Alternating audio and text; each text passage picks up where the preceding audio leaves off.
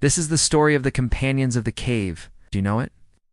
Or have you thought that the companions of the cave and the inscription were among our signs a wonder?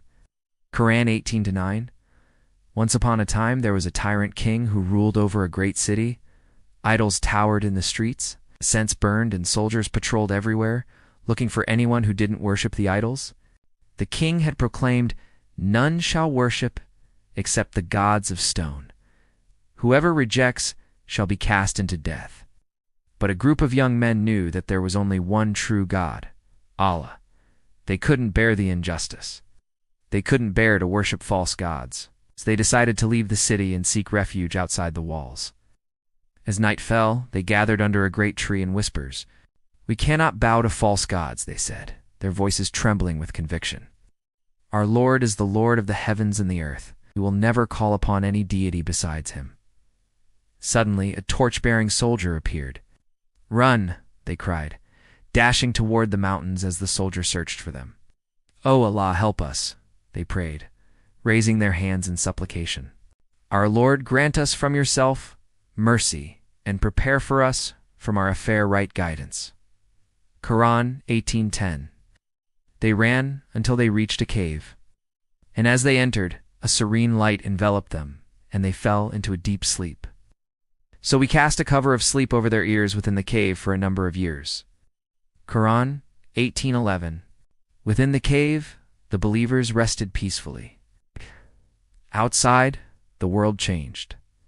Centuries passed. Empires fell and new ones rose, but inside the cave, time stood still. Only their loyal dog, who sat faithfully guarding at the entrance, seemed to age. Then one morning, as light filtered inside the cave, the young men awoke suddenly, as if from a nap. "How long have we remained?" they asked each other, astonished. Some said, "A day," and others, "Or part of a day." Thus, after more than 300 years, they emerged from the cave to find themselves in a strange city. Startled by the unfamiliar surroundings, they found a young man who looked like them, dressed in similar clothes. They sent him to a nearby market to buy some food. But when he entered the bustling place, he realized everything was strange. The language sounded familiar, yet different. The buildings were unfamiliar. The people wore strange clothes. Bewildered, he showed the shopkeeper a silver coin. "Where did you get this?"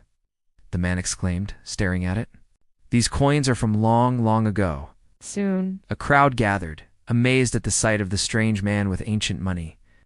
They recognized the men from the cave as a sign from Allah, so the townsfolk. The leaders and the scholars followed the stranger back to the cave. Upon realizing that the miracle had been made known, the companions of the cave smiled with peace. "The promise of Allah is true," they said. "The hour will surely come. We are but a sign for all generations." Then they returned to their cave to rest once more.